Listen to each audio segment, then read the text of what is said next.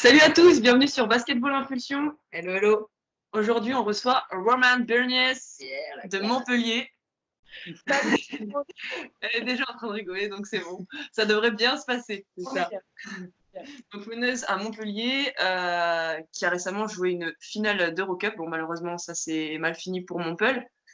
Mais est-ce que, tu vois, par rapport au match, il y avait quand même un enjeu de ouf. Enfin, la ville vibrait au rythme de Montpellier, un peu, du BLMA.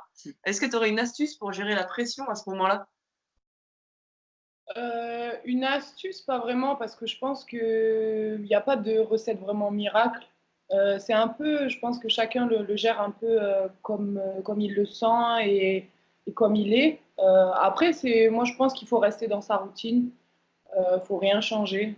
Faut vraiment essayer de prendre ça comme un match, comme un autre, entre guillemets, même si on sait que ça ne l'est pas, mais rien changer justement parce que c'est un événement un peu plus important. Voilà, moi je pense que c'est la seule chose qui peut un peu aider. Alors après, il y a d'autres techniques un peu plus mentales qui font que si on connaît, on peut aussi se servir de ça.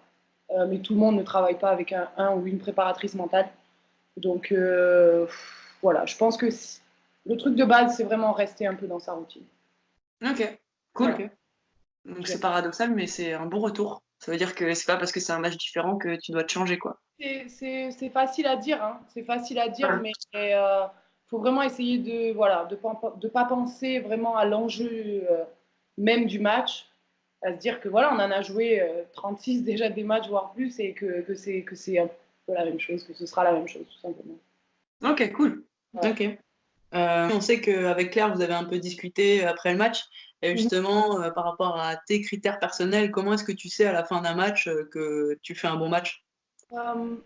Moi, alors, critères personnels, déjà, ben, il y a forcément la victoire de mon équipe. Ok. Après, là-dedans, dans la victoire d'équipe, c'est pas juste la victoire en elle-même, c'est comment l'équipe s'est un peu comportée.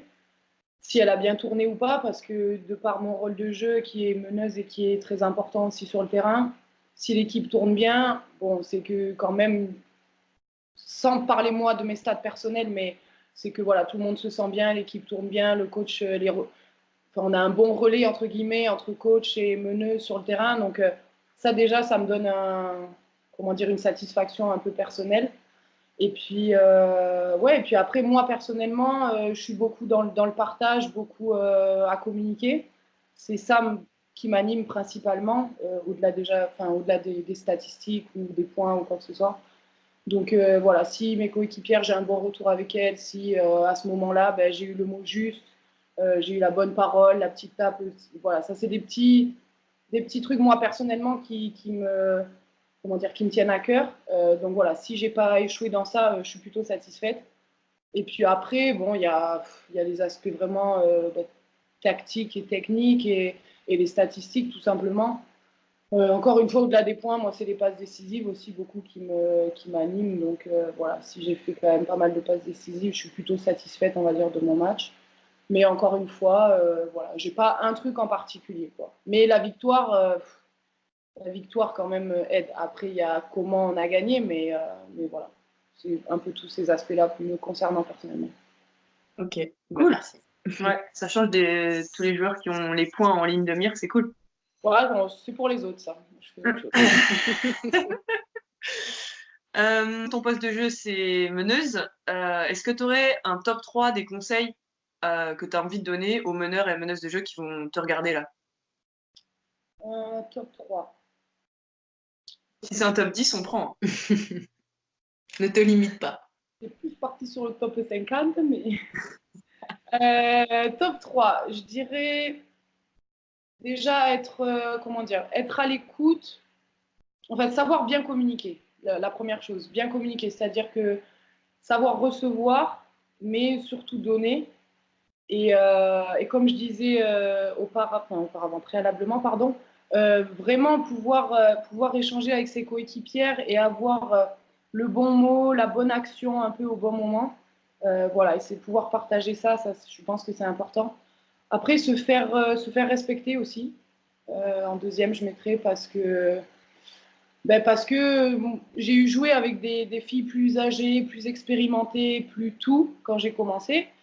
Mais sur le terrain, la meneuse de jeu, ça reste la meneuse de jeu, qu'on ait 19 ans, qu'on en ait 30. Et donc, il faut quand même se faire respecter. Et quand on annonce quelque chose, on a la volonté d'annoncer ça. Et voilà. Et même s'il y a une fille à côté qui commence à dire non, mais non. À l'heure actuelle, c'est moi la patronne et c'est moi, voilà, c'est moi qui fais mon choix, entre guillemets. Donc, se faire respecter, tout en, comme je l'ai dit avant, en pouvant communiquer, tout ça, mais se faire respecter quand on a décidé quelque chose. Et puis après, en troisième, je mettrais savoir prendre ses responsabilités aussi. Parce qu'une meneuse de jeu, ça doit d'abord faire jouer son équipe, certes, mais à des moments cruciaux et à des moments où l'équipe en a besoin, ou quand le jeu nous l'apporte, il faut qu'on puisse aussi prendre nos responsabilités et pas faire que jouer l'équipe. Voilà, leur donner. Enfin, c'est essayer de trouver cette balance en fait entre je fais jouer mes coéquipières et à un moment donné, bah, c'est mon tour et là il faut que j'assure quoi. Qu'est-ce qu'on peut te souhaiter pour cette fin de saison? Un titre de championne de France. Bon, apparemment, il faut être ambitieuse aussi pour être meneuse de jeu, c'est top. Ouais, bah, il faut un peu, ouais. Ben oui, parce que ouais, là franchement, je pense d'abord à l'équipe avec, on va appeler ça un échec quand même de la Coupe d'Europe. On a vraiment à cœur de se rattraper et il nous reste que le championnat pour ça. On n'a malheureusement pas été très très loin en coupe, donc voilà, c'est la dernière ligne droite, c'est les playoffs. Ça va être très compliqué, il y a beaucoup de très bonnes équipes. Mais voilà, je pense qu'on est capable et en tout cas pour nous, là, ce qu'on veut aller chercher, c'est ce titre-là qui clôturerait quand même une belle saison. Après, c'est surtout pour le groupe parce qu'on a un super groupe aussi qui vit bien ensemble, donc ce serait bien de garder ça en tête avec un titre vraiment. Donc voilà, la première chose à laquelle je pense là de suite, c'est un titre de championne de France. Après cet été, il y a d'autres échéances aussi un peu plus personnelles peut-être, mais là c'est voilà, c'est ce qui m'anime et ce que je rêverais sur la fin de saison. Ok, rien que ça. Bah, on te le souhaite. Ouais, on te le souhaite. Et on suivra ça. Ouais, grave, on suivra ça. Retranscrit à la télé locale de Montpellier avec les bons accents du Sud, là, on adore. Ok, ben écoute, bonne continuation à toi, Romane, et puis on va te suivre à fond. Et voilà. Merci beaucoup, et puis plein de bonnes choses à vous et à tous les gens qui suivent Basket Impulsion, qui regardent. Voilà, il faut continuer. Je pense qu'il y a plein de bonnes choses qui vont arriver et je pense que ça peut aider vraiment beaucoup de gens. Donc, super, ben merci à toi. Merci, Roman. Salut à tous, à bientôt. Ciao.